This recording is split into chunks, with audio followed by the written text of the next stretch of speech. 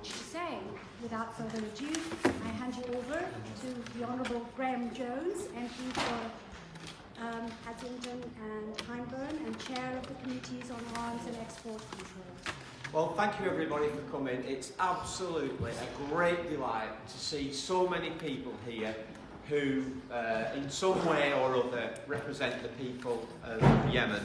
Diaspora citizens, some of you may be dual nationals, but I have to do a thank you first. Thank you to the Ambassador for coming and for other dignitaries. Thank you to my parliamentary colleagues. Thank you to the Yemeni diaspora who approached me and said, look, we need to have a voice. We need to have a voice in Parliament. We need to have a voice inside the Labour Party. You know, our voices should be heard. And I thought that that's right. We should always empower people. We should always seek that people have representation. And rather than politicians tell people their views and in some cases impose their views, it is far better that if you speak and we listen and take on board your points. And that was what was raised to me initially when I was approached to set up the Labour Friends of Yemen. So absolutely delighted that you're all here. This is your meeting, your chair, your agenda, your voice, and we're here to listen to those voices. Because what is happening in Yemen is a humanitarian catastrophe. And we know that there are issues on the ground that are not being raised in Parliament, not being discussed, because you tell me that. And in the opinion polls that come out of Yemen, they say that too. That is why it is vitally important that your voices are heard and the issues that you're concerned about are raised rather than just the issues that I or my colleagues are concerned about. So without further ado, it's your meeting. I hand you back to the chair and I hope the Labour Friends of Yemen is a great success. You're at party conference making a lot of noise, your presence is heard, your voice is heard, and that this goes on to be an institution within the Labour movement.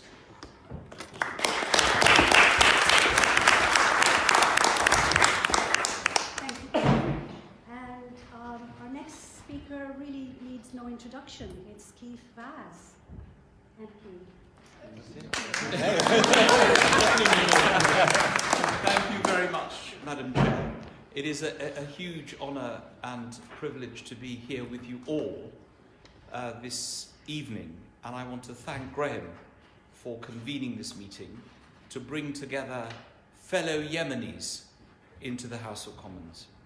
I speak to you as, of course, a son of Aden, and it is now over 45 years since I made the journey from Aden on Aden Airways to Heathrow Airport to Terminal 3 with my two sisters and my mother to join my father from the country where I was born. And it is so nice to see, so good to see people from all over the country. I want you to know that the voice of Yemen is already heard from our parliamentarians, some of whom are here today. People like Jill Furness from Sheffield. Is there anyone from Sheffield here? Yes, very good. We have Fabian Hamilton from Leeds. Anyone from Leeds? No, they're probably playing at a football match. Oh, He's the shadow minister. We have Stephen Twigg from Liverpool. We won't ask if there's anyone here from Manchester City. And of course we have our ambassador here, who has been. I've been bringing up the ambassador, trying to invite him to a football match in Leicester. And he never returns my call, so I'm glad to see him here. I'm going to pin him down to a match. And of course, John Speller. Who's here from the West Midlands? Anyone here from the West Midlands? And there's no one here from Leicester apart from me, I know that. And of course, Graham Jones.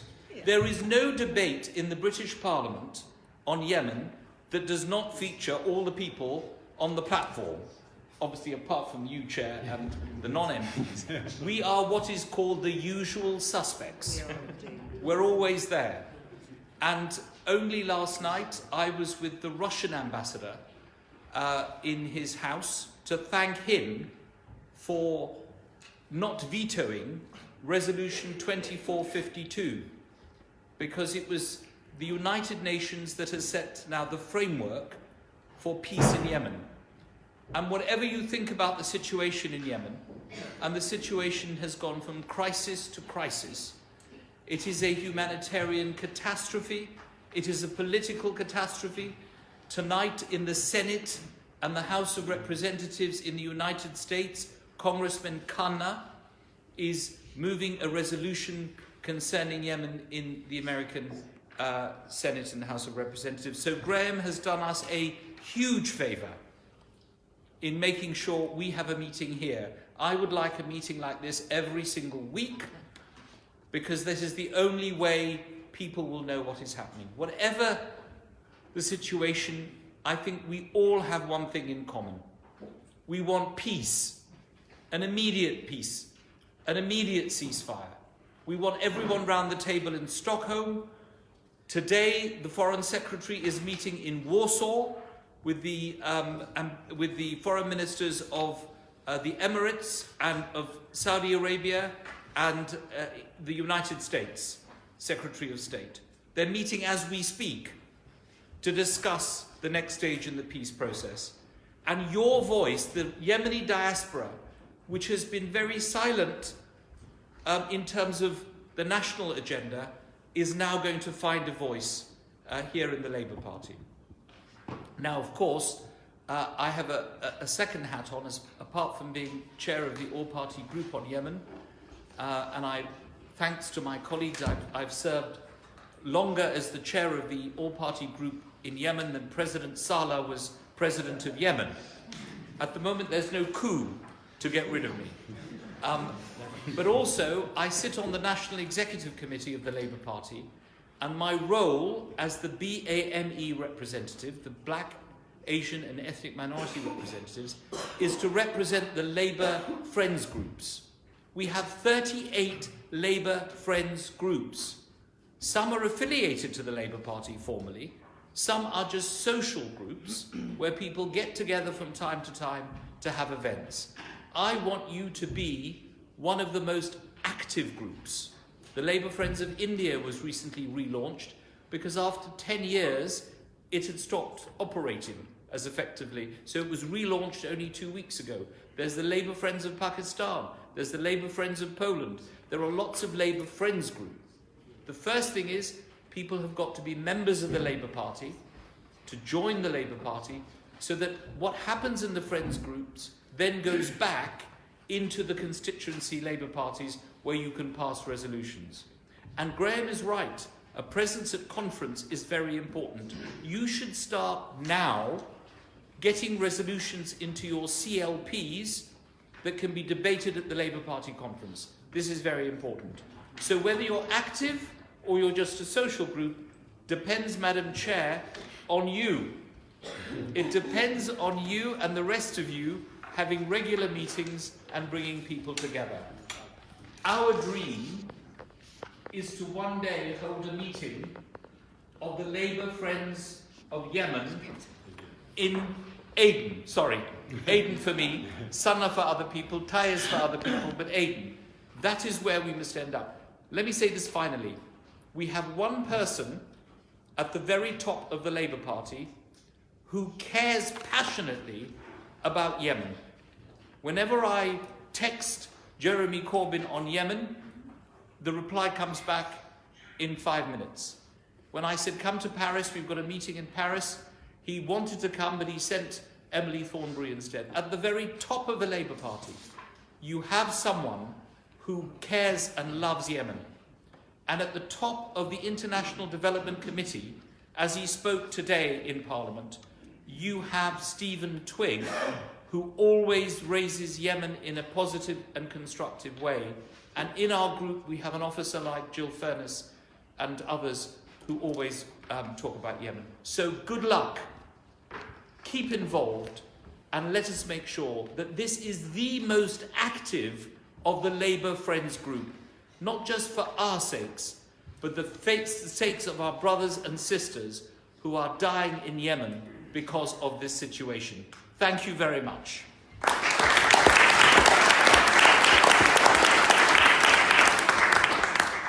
Thanks, Keith, and we hope to see you more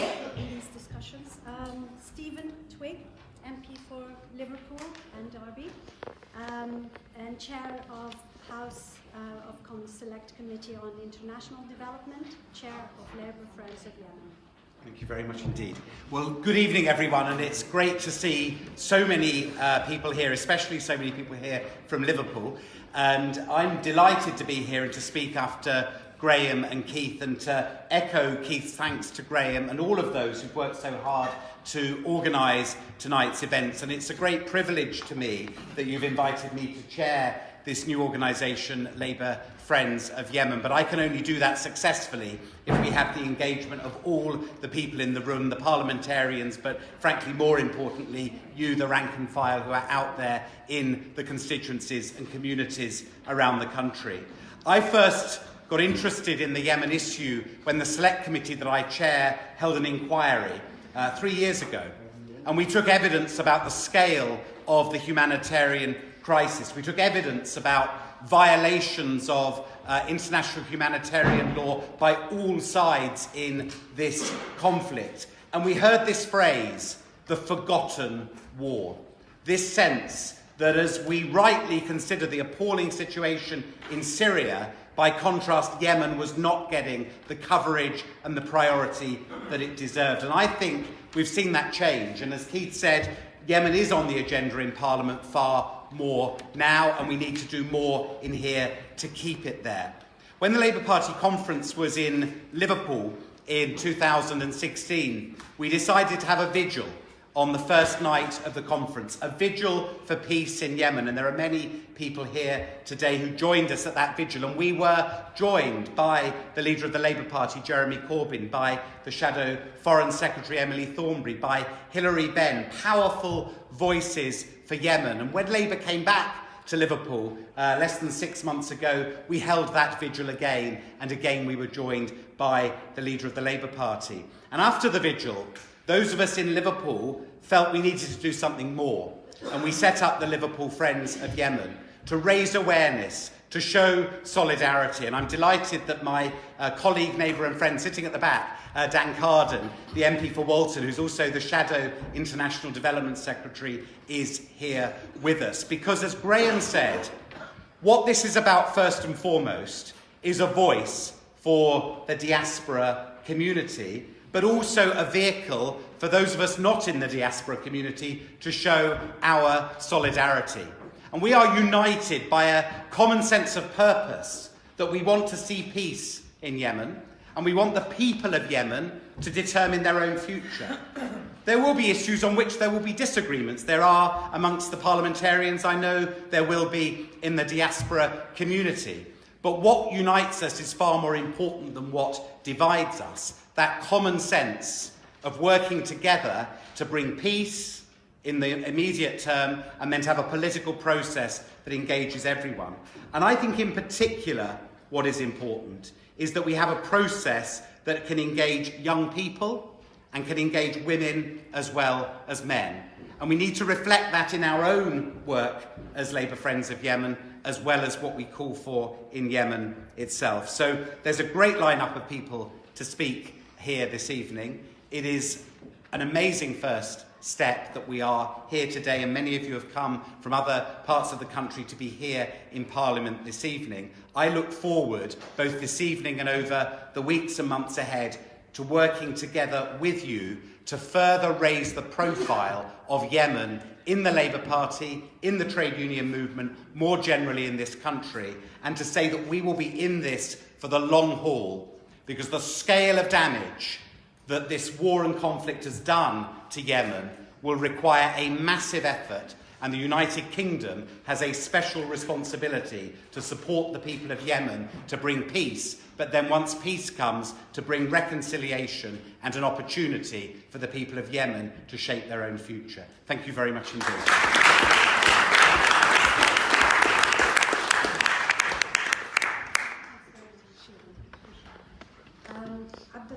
Musa, he's here with us, and he's the Labour Friends of Yemen team and community activist, and he's a very long-running activist in Liverpool.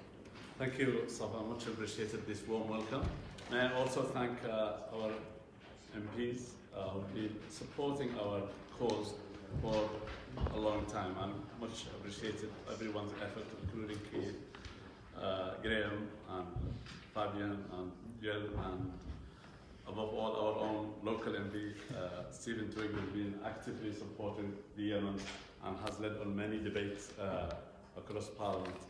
Just to also thank you all for being here, for demonstrating your support and your enthusiasm to help with the process or the political process to reach a useful, lasting settlement for the crisis in Yemen. What brought us together as a group within the Labour Party is, as my distinguished colleagues highlighted, is the fact that Yemen is heading towards a disaster, basically. And it's all of us who have to stick together for the time being, trying to take Yemen outside this difficulty. We have internal conflict, we have also external conflict that affects the way Yemen's crises are managed. And we have to be mindful of this. There are parties interested within Yemen and parties interested outside Yemen. And that's why we came together and we thought, okay, let's just go and speak to our MPs who are interested in Yemen, and the talented MPs on here have been very supportive. We started this discussion back in the Labour Party conference with Stephen Twigg, and we also approached Graham Jones, who kindly invited me almost 1 year ago to come and see him in London to discuss potential working together to encourage Yemeni community members to use the political process to raise the issues about Yemen, despite the differences that we all have on the view, and we have to respect that to go forward. So the idea is to create some political discussion within the Labour Party, or political platform within the Labour Party, to support the effort to end the crisis that's actually taken our destructive, the human beings, the infrastructure, the health system, the education system. The Yemen is about to collapse, or already collapsed. And I hope that the platform we are trying to create today will act as a medium for constructive discussions and responsible debate for all matters relating to Yemen and its people. The aim is to create and advocate a clearer vision for our country and for supporting what I mean by our country, our beloved country, Yemen, but our country is also the United Kingdom. And we need to act as British Yemenis and British who are interested in Yemen together to achieve those goals. And we are hoping that through that we will put the formula together with the support of the politicians in the United Kingdom and the bodies within either regionally or internationally to create a modern state, which is the aspirations of most Yemenis. We don't want to go back to one-party rule system or a dictatorship or geographical domination. We want a country that is fair, open, equal citizenship, and based on democracy and human rights. As suggested in our literature, which we put together for you, it's available in your leaflet. It's very basic aim is to provide a platform for all of the Labour Party members to gain a better understanding of the current crisis in Yemen and ways to achieve a feasible solution that could lead to a possible and sustainable peace. We don't want crisis in there. We don't want just preparing for the next phase of the war. We want some form of comprehensive resolution to the Yemeni crisis that takes account of all aspirations of the Yemeni people from the Mahra to Sadr. And I include the Houthis, the Southern movement, the Central movement, all of the Yemenis. They all have to have an input to this political solution that we all aim to, and use democracy and debate as a way to achieve it. I think I've almost covered the points that we have raised, and they're all listed in our leaflet today. And I'm hoping that this meeting will become a transitional moment in our political activity in the United Kingdom as Yemenis, and to bring us together. I'm grateful that for the first time we have two local councillors who are here, one who is here with us, Councillor Kadir from Yemen, and we want to encourage members of the Yemeni community to get involved in the local British politics, probably Labour, whatever they like. So thank you very much everyone. Thanks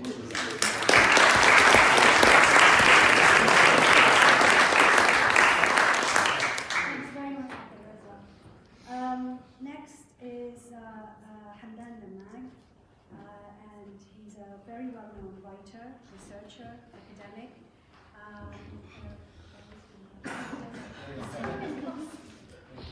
Thank you. Good evening, everyone, and hello and welcome, and many thanks again for coming tonight to support the launch event of the Labour Friends of Yemen.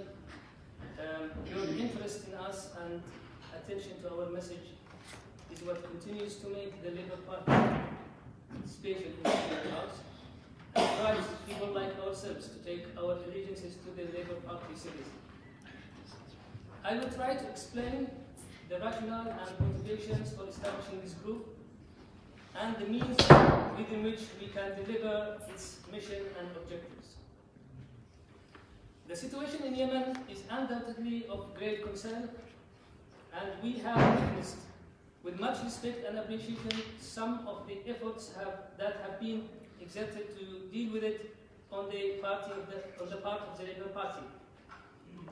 The Labour Friends of Yemen would like to complement such efforts by bringing new thinking based on outreach work, community engagement and participation on a local and national level.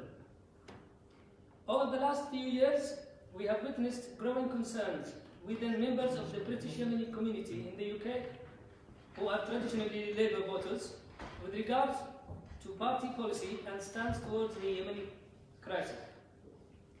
In our discussion with many members of our community, we understand that most of these concerns stem in part from the commonly perceived position and policies that the UK government and the opposition have adopted towards Yemen. And these are largely and often mistakenly based on looking at Yemen as the backyard for other countries. The general feeling is that such policies and positions are in themselves often reduced to mere political point scoring in favor of or against those countries, with a significant disregard to the reality on the ground and counter to the interests, needs and aspirations of the Yemeni people. I am sure you will agree that such approach does not and will not help Yemen or its people, or indeed Britain's long-term interest in the region. We believe that Yemen deserves more attention. We believe the aspiration of its people for a sustainable peace and a stable democratic state should be central to any supportive vision. We also believe in the capabilities and determination of the Labour Party to take this mission forward and champion it for the good of the Yemeni people, based on the party's progressive record in fighting for justice and equality. To do this, the Labour Party should include the unique voices of its members from the Yemeni community in the UK, as well as from underrepresented and independent groups in Yemen, who often have different views about the crisis and have remained outside the current polarization created by the conflict. These voices are on the ground in Yemen and have a very clear understanding of what is truly happening in the country. They know the various backgrounds of all acting players and the social and economic aspects of the conflict that has been ignored by the world. But most importantly, they know the complexity of the crisis and the way forward to help end it. Therefore, my friends, they should not be left behind. We believe that ending the war is the only way to alleviate the suffering of the Yemeni people and to solve the catastrophic humanitarian situation. However, Let us not forget, peace is a rather hard and challenging process. And to achieve peace, we must understand the complexity of the problem and have the courage and determination to identify and deal with its causes. Otherwise, all our efforts and endeavors will go in vain. Now, how to achieve all this? Well, the modest contribution of Labour Friends of Yemen is to begin in campaigning for this vision through a different range of activities. We will run workshops in different cities in the UK in order to kickstart a productive dialogue within the Yemeni community and with their representatives from the Labour Party. The outcomes from this will fit into making a policy charter that will guide our future campaigns and efforts. We will seek to arrange visits for leaders of Yemeni political parties and representatives of civil society and facilitate their meetings with party leadership. This will help in reaching out to those underrepresented views which will offer new perspectives to the conflict and possible solutions. We can also arrange for joint delegates to meet with key players in the region in order to deliver our message. These are just some of our initial ideas, and we do welcome and are open to more ideas from everyone. We are indeed very hopeful that we will be overwhelmed with your help, support, and full involvement. Don't forget, we are a voluntary group, and we rely on the generous donations of our supporters. So please do donate generously when you can. Today we have managed this event with minimal cost because of the generous support of Graham Jones, his office, Stephen Twigg, and the maximum efforts of our excellent team of volunteers. We are so grateful to them, and indeed grateful to you all for coming tonight. Thank you very much.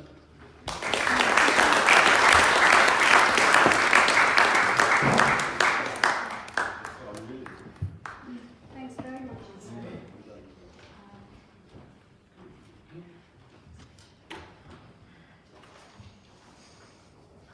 We're very lucky to have today Haifa Ali. She's a policy and media researcher, and she's one of our vibrant youth. Good evening, ladies and gentlemen. Thank you so much for coming here today to support us. So today, as you all know, Yemen is experiencing the worst man-made humanitarian disaster in the world. Whilst the impact on all civilians has been devastating, the effect of the conflict on women and children in particular has been catastrophic. Traditionally, like most countries around the world, patriarchy is rife within Yemen. Prior to the war in 2015, Yemen was already ranked last on the Global Gender Index. This is because women are virtually excluded or underrepresented in politics, the labour market, and the education system, and they face discriminatory legislation such as the personal status laws and the citizenship laws. Unfortunately, these inequalities have only been exacerbated by the conflict, and Yemen remains at the bottom of the gender index 4 years on. In times of war and conflict, women and girls often experience additional dimensions of violence. The deterioration in security and stability amplifies the threat of sexual harassment, kidnappings, detention and torture, minor marriages, restriction of movement, and gender-based violence. In the meantime, as more men are leaving to fight, women are forced to adopt sole responsibility for financially sustaining their communities despite economic adversity. We must also acknowledge that an entire generation of children have a very bleak future because of limited access to education, or worse still, no education at all. This has only pushed families to dangerous alternatives involving recruitment as child labourers and child soldiers. Widespread famine has also had a devastating impact, as an estimated 5 million children are at risk of starvation. This is made worse by the relentless bombings of hospitals, making children at risk of contracting preventable diseases such as cholera, and obstructing access for pregnant women and babies to receive adequate maternal care. While war and conflict has ravaged the nation, Yemeni women have nonetheless demonstrated an undeniable resilience, sustaining their communities and aiding the peace process. They have been at the forefront, launching women-run initiatives, negotiating the release of detainees, documenting human rights abuses, delivering relief, and promoting peace building across the country. However, much more needs to be done to realise the full benefits of including women and youth in political dialogue, not as a tokenistic act, but as a progressive step for change. Women are an essential factor for peace because they need a comprehensive framework that addresses local level needs instead of focusing solely on appeasing the warring factions. Both state and non-state actors have traditionally been determined to exclude women from any decision making, which has been reflected in the fact that only 3 women were present during the last 3 peace talks, and it's imperative that we change this. At the Labour Friends of Yemen, we are committed to improving the social, educational, economical and political inclusion of women and youth. We aim to achieve this by promoting their engagement in political dialogue, identifying and addressing their specific needs, and ensuring greater representation and leadership across all areas.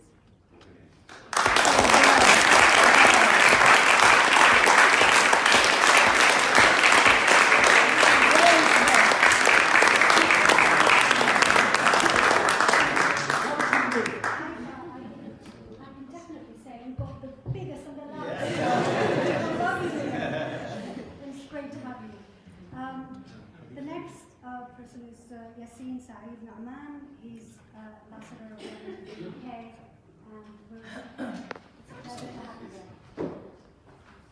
Good evening, everybody. Thank you so much for giving me this opportunity to address this unique event. And I would like to say some words. Allow me to start with thank you, dear Mr. Crown-Jones, all other honorable ladies and gentlemen. Allow me at the beginning to thank the Labour Friends of Yemen, who worked on creating such an important platform to enhance a fruitful and honest discussion on the challenges facing Yemen today. As you are aware, Britain today played an important and constructive role in bringing a comprehensive solution to the Yemen conflict that we all pray to see an end to very soon. The role of Britain has always been crucial, especially since 2011. Allow me to elaborate quickly. It was like these days on 11th February 2011, when young men and women marched side by side in Sana'a, Taiz, Aden, and across the country, whole Yemen, calling for a new, modern, democratic civil state. The voice of those young people were heard when Britain motioned the Security Council resolution calling for a new transitional period in Yemen and supporting the Yemeni parties engaged in a national dialogue to agree on a new constitution and new votes, elections. Because we believe in a plural system where everyone is heard, we welcome all parties, including Houthis, to participate in national dialogue at that time. All of them became part of that national dialogue. As you know, we started at that time at the beginning of 2013.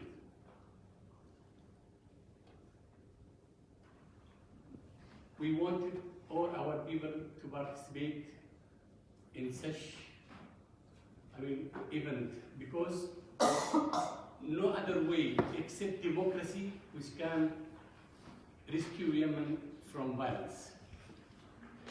All parties believe in that way. The national dialogue did come out with concrete outcomes that laid the foundation for a new, plural, democratic Yemen, and it was Britain again who adopted a Security Council resolution recognizing the outcomes and calling for a referendum on the new constitution. But unfortunately, what happened after that? All parties, even Houthis, participated in that kind of dialogue. Directly after the conference, the armed militia of Houthis overran Sana'a and the whole country. That was the problem started from this point. Even when the Houthis stormed the capital and started arresting activities, politicians, journalists, to silence the voice of dissent and eventually storming villages and cities, we exhausted all means to reach a political solution before the country descends into this conflict.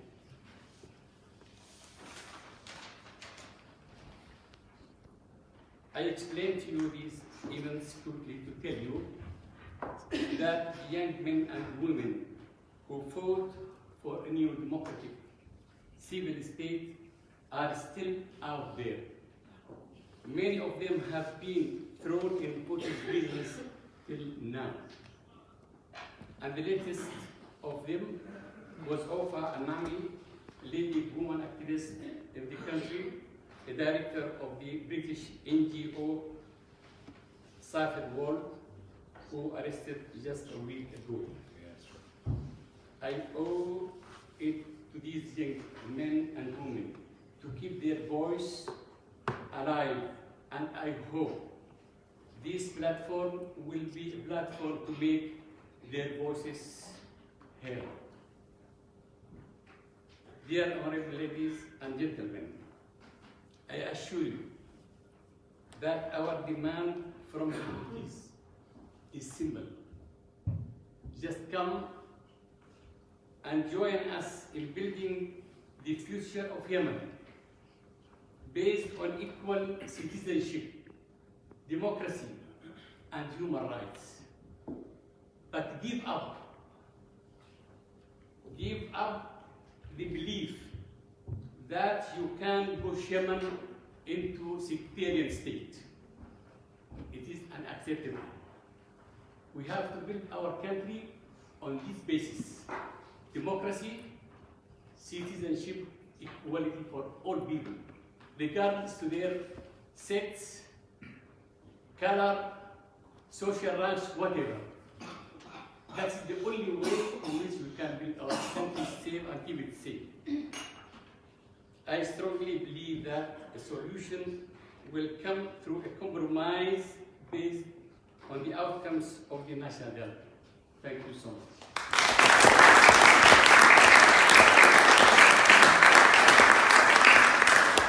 Thank you very much, Ambassador. We have Abdul Shaikh, Chair of Yemen Community in Sheffield. Thank you. I have to stand up, otherwise you won't be able to see me. It's a privilege to speak with our MPs here, but it's also a privilege to speak with Victoria Said Rahman, one of the most influential figures in Yemen politics, and Dr. Adil Laqib, the Foreign Affairs Officer responsible for the Transitional Southern Council, and Yasir Yafi, an ex-minister with great reputation in the Yemen. So I think we've got a combination of both MPs and Yemeni politicians that can listen to the message. And the message is, stop the war. There is no other message. This is a very dangerous war. Our kids are scarred for life out of this war. They're psychologically scarred, they're traumatized. How can those kids one day build a society that we want, which Dr. Yassin was talking about, if they're scarred? Kids are used as soldiers. both with the Houthis and in other places around Yemen too. These kids are traumatized. 2,500,000 kids have no schooling because either the schools are used for displacement or they've been bombarded. 2 million, 2.5 million. What kind of an educated population are we going to have to build a Yemeni society? So let me tell you this, Save the Children said that 85,000 kids have died so far. I think it's a lot more. I think it's a lot more. And I think it's sad. It's sad that only 10 or 15 MPs turn up in the chamber to discuss Yemen when the discussion comes on. Where are they? Where are our politicians? Britain plays an important part. Britain has a colonial history in Yemen of 127 years. And that colonial history is very important. You know, Keith Vass talked about 45 years ago, there was an aid in Yemeni line. There is no aid in Yemeni line to Britain now, 45 years later. We as immigrants have to travel through Egypt, through Salalah, through all sorts of places. People are suffering. People are suffering economically, people are suffering politically, people are suffering socially. And Yemen needs to be at the forefront. It's not about continuing the war. Anyone who wants to continue this war is a warmonger. Anyone who wants to continue this war is making money out of this war. Anyone who wants to enrich themselves out of this war is not a friend of Yemen. So for all those people and all those countries that are involved in the war, we want you to do something different. There is a solution. Maybe the Houthis are part of life. As much as I hate them, as much as they are despicable, as much as they are self-imposed, maybe they are part of life. Well, why on earth don't you build the liberated areas that you've already got in the south? Build the state in the south. Build hospitals, build schools, build railways, let the people in the north see that something is happening in the liberated area so they can take the Houthis on. That's the only way you can resolve it. But to continue having these peace talks and these negotiations without a real outcome, the outcome has to be to stop the bombing, to stop the war. And for Britain, they have an important role to play. But let me tell you this, Britain could also be complicit in this war, in the way they're dealing with it. Britain has to play as a fair partner. It has to bring groups together, and it has to make sure that the war ends. If the war doesn't end, and the killing fields continue in the Yemen, people will say Britain is complicit because it's selling weapons. It's obvious. And I know that people in the Gulf states can buy these weapons from China or from Russia or from anybody else in Britain, but that's not the point. The point is that we are holding the Yemeni fire. We are leading that fight. And we must stop the war immediately. Unless we stop this war, it's a travesty that we're still talking about it 4.5 years later. Thank you very much.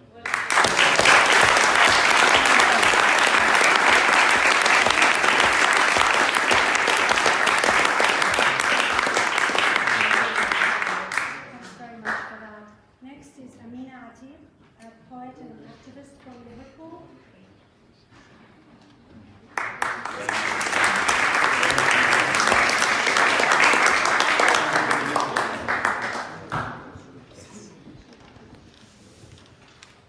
Do you mind if I stand here or as you wish? Is that okay? Can you all hear me? Thank you. Are you sure? Yeah.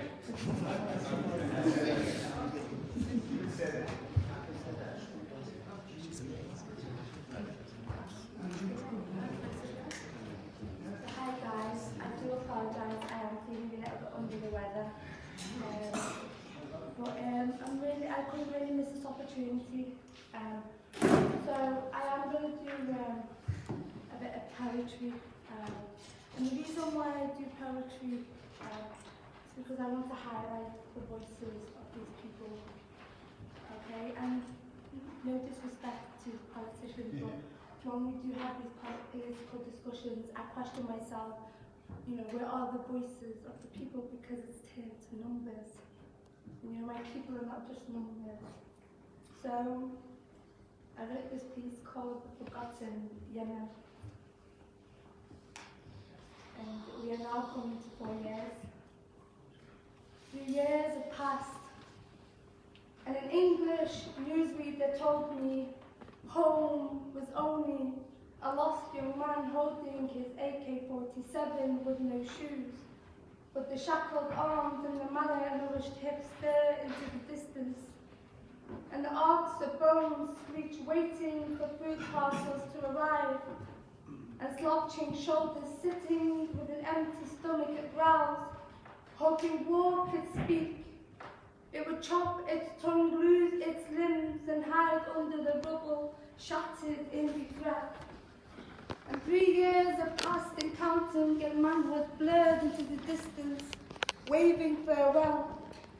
And a storm approached of men and war in a battlefield of stones, and guns and trust and power, money and pride, and in red you bleed, and in blue you hope for tomorrow. But tomorrow did not arrive, because it left mourning mothers and widowed wives and orphaned children in a battlefield of wealth and pride. And 3 years have passed and counting, and you watch your home. You watch your home collapse to its ground, the same ground your fathers fed the soil with their blistered hands, the same ground that raised you, fed you, and taught you to stand up straight. And 3 years have passed and counting, and you ask yourself, do they know who suffers the most? Do they know? The people in between, the ordinary lives and the survivors and the forgotten people and the forgotten Yemen. You see, I always felt like a stranger returning home, but I only visit in the summer, where you were always too kind, waiting for my return. And 5 years ago this summer, I kissed your forehead and whispered, I will see you soon. But this goodbye drowned in summer, memories faded, and goodbyes are never easy. It reminds you that war has returned. You see, neighbours knock on doors to share food, but your neighbours drop surprises, and neighbours knock on doors to ask for help, but your neighbours became your oppressor. The blockade to your life-saving needs, and the grief in your own home, your open wound with no plaster, left a sting, then infected. No doctor has seen a skin disease like this one before. Your heartbreak bigger than love, your headache in the morning no coffee can cure, and the fear polluting your air with no one to trust. The numbness to your throat left you speechless, and the stack of debt sitting on your shoulders, and the illness of your parents unspoken of, and your missing husband, and the death of your child. But I say this to my home, I love you. I love you, and I love those who love you. And even if they stitched my lips, I will rip them apart only to repeat your name, because I love you. I love you, and I love those who love you. And I yearn, Wallah, I yearn for the day I see you stand on your feet. Because in faith I hold close to my heart, I believe you. Because I love you. I love you, and I love those who love you. For I am your complexion, and I am the daughter of an Arab. And I yearn. Thank you.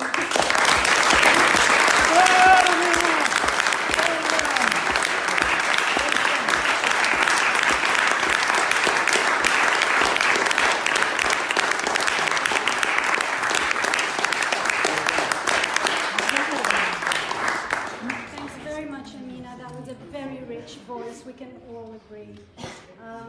Next is Jill Furness, MP for Sheffield, Brighton and Hillsborough. Thank you. Well, that's a very hard act to follow, isn't it? And I just want to thank the young lady for that. It was absolutely fantastic, and it does bring to life for us all what actually is happening in Yemen. And I wanted to thank the other young lady who is in the audience here for her amazing speech about what it means to be a woman in Yemen. And I think tonight that's what I will take away from this. I will be thinking a lot about the women, the widowed women, the orphans, children, everything that's been raised here. As politicians, I'm really lucky that I represent Sheffield, Brightside and Hillsborough, and I've got a significant Yemeni population. And Keith Vowes, my very close friend here, has been absolutely magnificent and has visited the constituency since 2015, not on one occasion, not on two occasions, but on 3 occasions to meet with my Yemeni community. And my good friend over there, Abdul Shaib, I think has been in attendance at all of those, and that has helped give me a very informed picture of that 4 years of conflict. And I do want to reassure you all, when you say nothing's happening in here and nobody cares, we do care. We care very, very much for what is happening over there. If our constituents hurt, then that hurts me as well. And that is why the APPG, that I'm proud to be treasurer for on Yemen, is very close to my heart, and I spend a lot of times, like just this last week, I've spoken to a representative from the Red Cross who are in Yemen at the moment, from Save the Children. We had some very good conversations only last Thursday, I think, Stephen, wasn't it? With the Save the Children, and we've had reports back from them about what's happening on the ground as far as they see it. And I was very proud to be with Keith in November when we travelled to the French Assembly in Paris, where there were representatives not just from the UK, but there were about 6 or 7 MPs, I think, weren't there, all together. And Pauline Labour, who was a Conservative MP, was with us as well. And also, I think, from memory, I think we've got Germany, Netherlands, Italy represented in the Paris Assembly, and we were very fortunate to have the Yemeni Parliament sort of beamed into us as well. And we were all there showing international, European international solidarity to ask for a really important ceasefire and times to get a peace that is lasting. And I'm very proud to have done that, and I'm very proud that my friend Keith was the man who organised that as well. So I think, we really are trying here. I think in some ways, at the moment, the new Foreign Secretary, albeit a Tory, does seem to have a better grip than the last one. And I tried to put that diplomatically, which is not easy, but there we go. And certainly there was a meeting earlier this week, was it last week, with Jeremy Hunt, who very much seemed to be there on the ball in terms of what was happening there. And because we are, as a country, we are now the pen holders for the United Nations. We've got Martin Griffiths as well, and it seems to me that Jeremy Hunt and Martin Griffiths seem to be establishing a very good working relationship, to the extent that the Foreign Secretary has given Martin Griffiths £2.5 million in order to resource his sort of work that he's doing on our behalf. So I think that's a really good start. And I think at the moment, the 3 years I've been here, I just feel and hope that we're just getting that bit nearer, that little bit nearer the lasting peace that you need and that the world needs, because we do know this is the worst humanitarian crisis I think the world has ever known, and that has been acknowledged by different forces who are out there.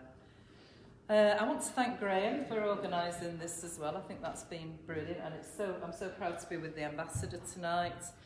And I just think we've just got to keep together, haven't we? We've got to keep talking to one another. You've got to tell us what's happening so that we can bring it upon your behalf, or should I say continue to bring that upon your behalf, because we all ask many questions. Emily Thornberry is fantastic, and when Labour comes into power, she will be a fabulous Foreign Secretary, and I can promise you that Jeremy Corbyn will have a much more ethical foreign policy than the government we have now.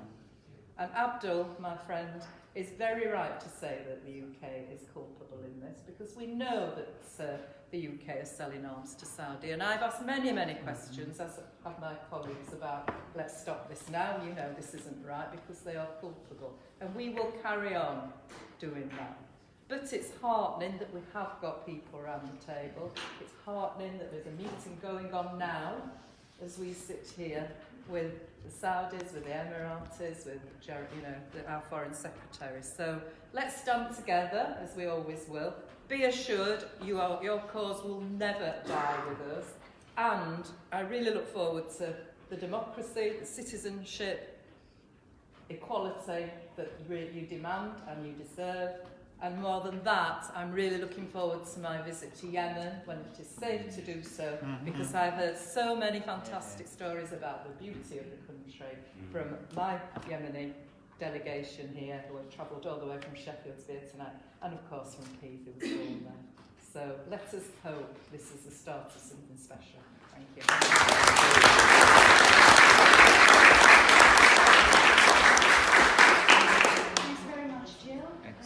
The next person also needs no introduction. It's Noel Baroni, Chair of the British Yemeni Society. Welcome. Thank you very much for this opportunity. Can I just say, as chairman of the Yemeni Society, can you all hear me? Yes. How much I welcome this, the formation of this group. Although obviously the Yemeni Society, we have to be politically neutral, but we welcome the objectives, and anything like this that's actually going to improve the knowledge in this country of Yemen, we were very happy to support. So I'm very conscious of the fact, obviously through our members, how deeply people feel about this and how much they want to end it. And also I'd like to remember, the community's been here since the 19th century. It's a long-standing community, not a recent one. Can I speak personally, as a long-standing member of the Labour Party, how much I also welcome this development. I actually first went to Yemen as a member of the Fabian Society, as a young diplomat just after it became independent. I came across a country which was setting up a socialist regime by people the same age as me who'd been fighting the British for 2 or 3 years before this. And I watched their difficulties, the struggles they went through, and problems they caused. But I do remember at the end of that period what they had achieved. And Dr. Yassin was Prime Minister, of course, later on, so he will remember very clearly. It had government services which were better than they'd been under the British period, and better than they've been anywhere in Yemen since. No corruption, a system of government that works. And I like to remember that. I also like to remember the fact that the civil war of the 1960s, which lasted 8 years, was also solved by the Yemeni negotiations, which gives me hope for the future. I'm not incidentally advocating return to South Yemen. I'm simply trying to demonstrate that what was achieved then can be achieved again. Personally, I think I have great personal confidence in the current UN envoy, Martin Griffiths. And I think there is a real hope for peace there, because I get the sense that the main parties want to end this war, that what they're not yet quite ready to do is make the compromises that will actually achieve it. But anyway, I'd like to say welcome and for this initiative, and thank you very much for setting up this organisation.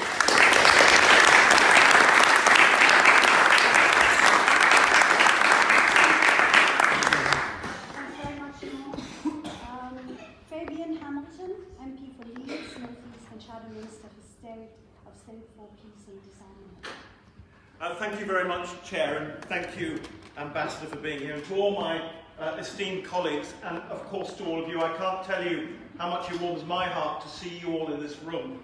Keith Vaz, who is really one of the most outstanding MPs and has been my mentor for the 22 years I've been here. He's been here longer than me. He's younger than me too, by the way. He's taught me a lot about his native land of Yemen. But he said something very important when he spoke earlier. He said that because he's Yemeni himself, you're all my brothers and sisters. Well, I want to tell you in this room today, you're my brothers and sisters too. I've never been to Yemen. I don't know Yemen.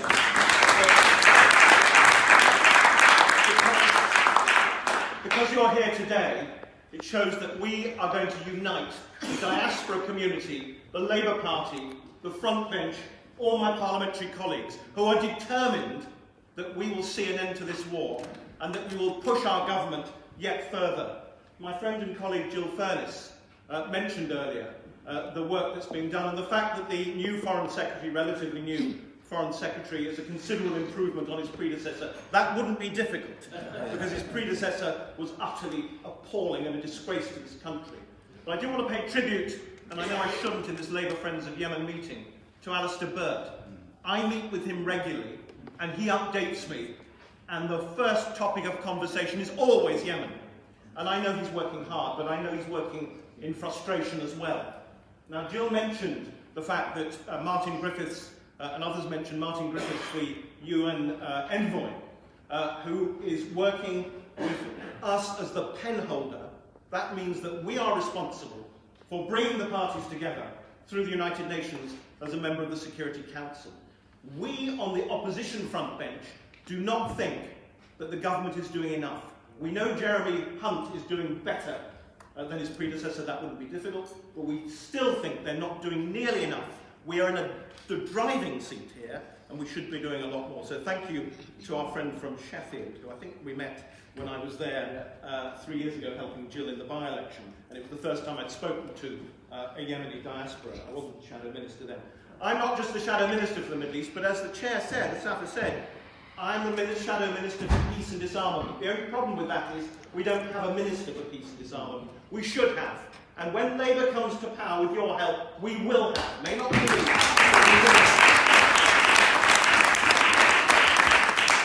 My friends, this is a proxy war. We know that.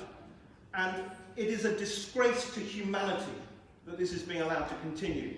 We know there isn't a lot of coverage on the news, but when we see those reports by brave journalists who go to Yemen risking their lives, when we see the reports of the death and destruction of the humanitarian catastrophe that many have referred to this evening, it breaks my heart, it breaks your hearts, it breaks everybody's hearts. And how can we look at the suffering and the misery of not just the women and children, but every citizen, every human being in that country? How can we look at our fellow human beings being treated like that and not want to act? Because we know that everyone in this world is entitled to a life free from violence, fear and hunger, and we're going to reverse in Yemen.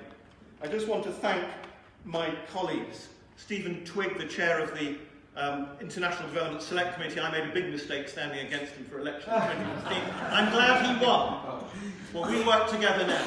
I served on his committee. My friend Richard Burden, who does a lot to raise many issues, especially Yemen, in our Parliament, and has worked so hard. He's one of my oldest and closest friends. He's on the International Development Committee too. It's why I wanted to be on it. Graham, thank you for bringing us together today. I was on your committee before you were chair. Committee on Arms Export Control. If you read it in a kind of English accent, it spells cake, but I don't think we eat much cake there. He does a really important job. And if I've ever become the Minister for Peace and Disarmament in reality in the government, it'll be his committee we'll be working closely with. Because we need to look at the way arms are sold in this world, that fuel conflicts, that destroy lives, and that lead to the humanitarian catastrophe we're seeing in Yemen. But I just want to assure you all, firstly, that I care passionately, we care passionately, the front bench team cares passionately. Emily Thornberry couldn't be with us tonight, or you'd have been hearing from her rather than me. The Shadow Foreign Secretary puts Yemen at the top of her agenda every single time. We've had many debates in the House. The first one, I think, that I took part in was 3 years ago, that you initiated, Keith, and it was an education. But ultimately, my dear friends, we will not forget you. We will work together with you. We will build Labour Friends of Yemen so that Yemen becomes the #1 policy for our party to create peace, disarmament, to end the human suffering and misery that we've seen every day. Peace building will be our #1 priority when we're in government. Thank you for being here today. Thank you for listening.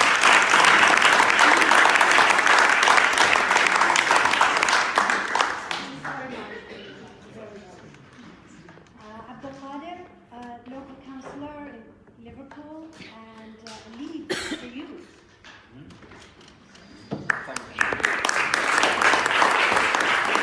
Thank you very much.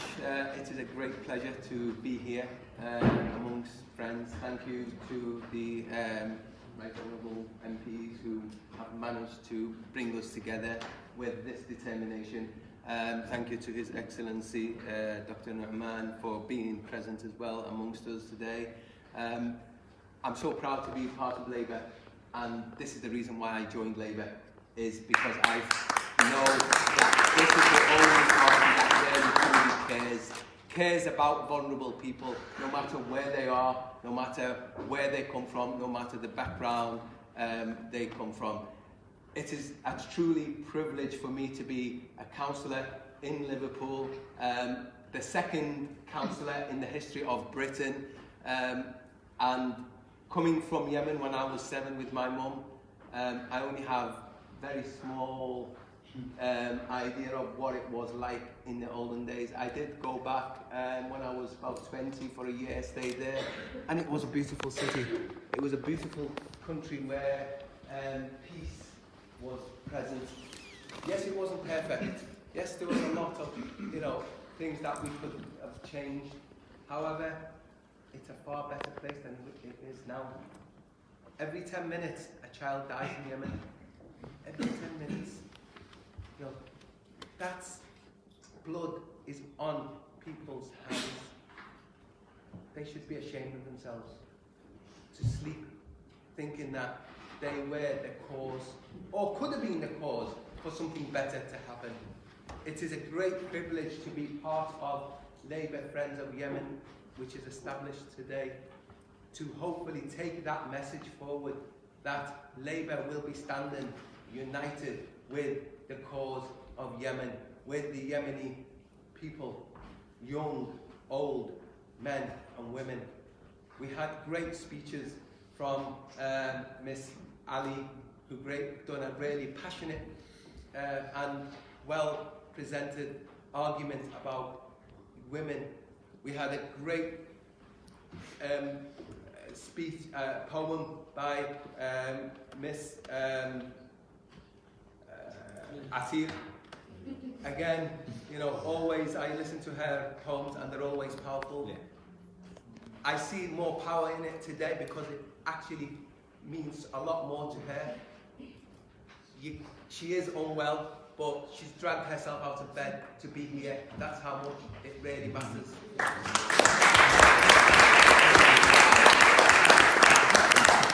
It gives me great pleasure and privilege to be the mayoral lead for youth, because it gives me an opportunity to go out in Liverpool, across Liverpool, to listen to young people, listen to their aspirations, their dreams, and witness firsthand of the things that make them excel, the things that matter to them most. But at the same time, it saddens me because the same person in Yemen does not have that opportunity. So I know what young people can do. I've seen it firsthand. Our job is to make sure that we extend that ability to all Yemeni children. And thank you again, and thank you for giving me this opportunity to speak.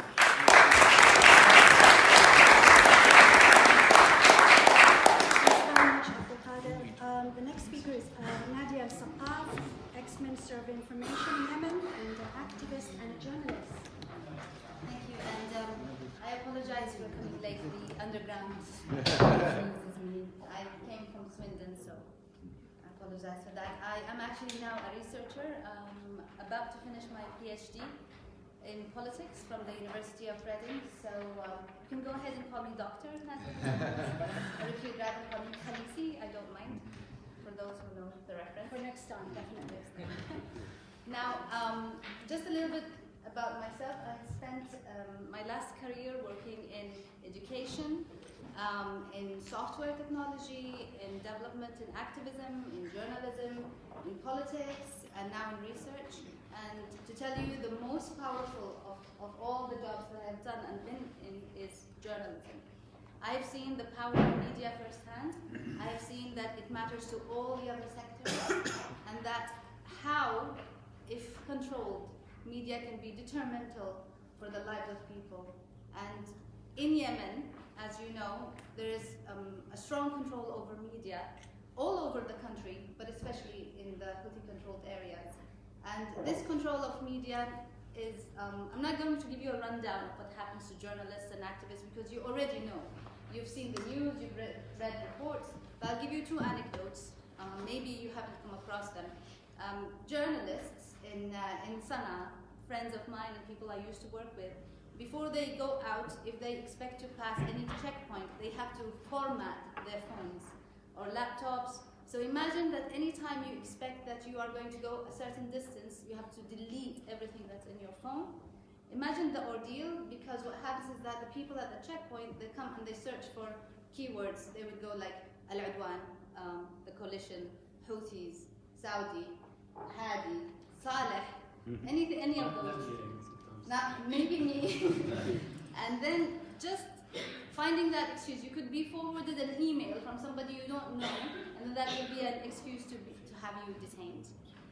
Another story is of my cousin. He's just 17 and he was traveling from Taiz to Sana'a. They found a TOEFL book for learning English.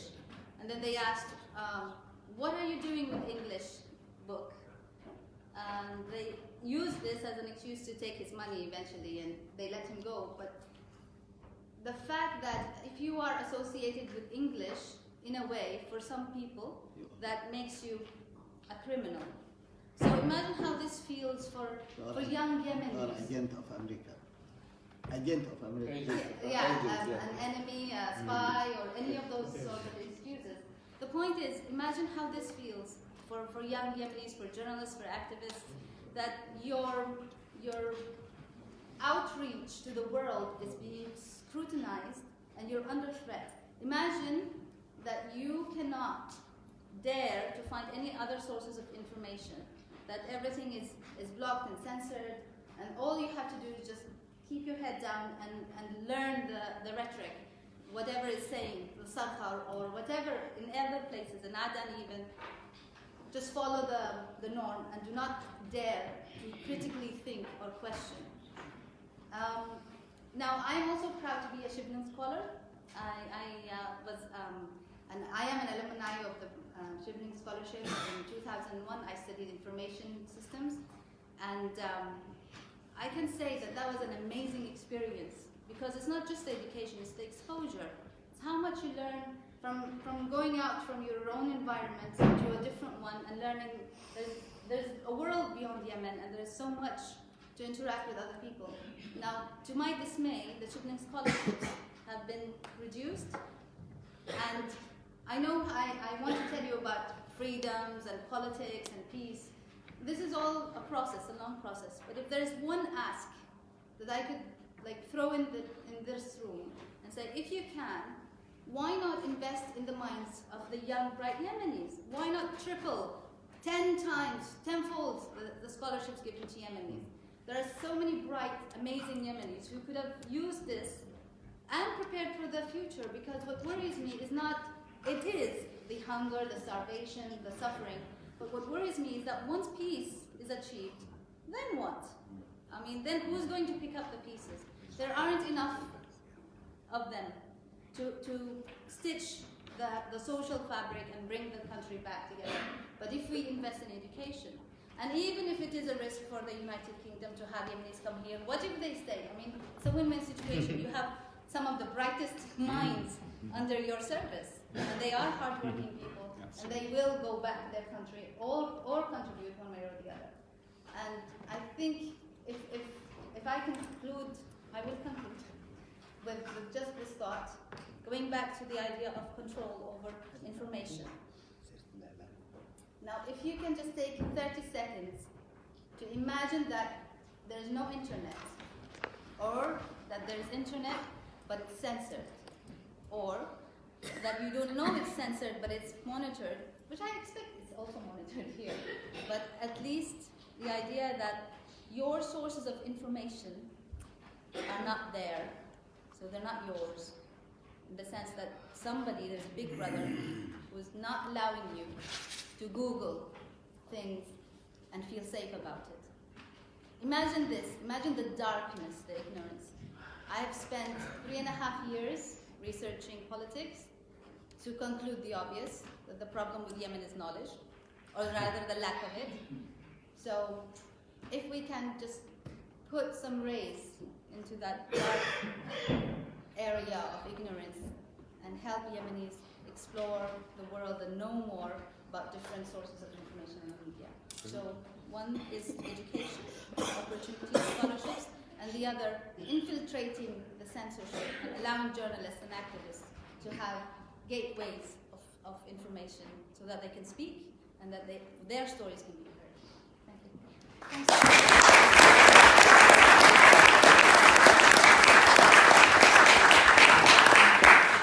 Thanks very much, Dr. Nadia Safar. That was a very critical and important aspect of this discussion today. I think we have about 10 minutes to open this up to the floor. And I mean, 10 minutes, because if you have any comments, please keep them short. But if there are any questions to the fantastic panel here, again, keep them short. I'll just follow from Dr. Hamdan's announcement. This is great about the Liverpool Friends, Labour Friends of Yemen, not Liverpool. I would like to invite you on the piece to come to Birmingham on the 23rd of March, which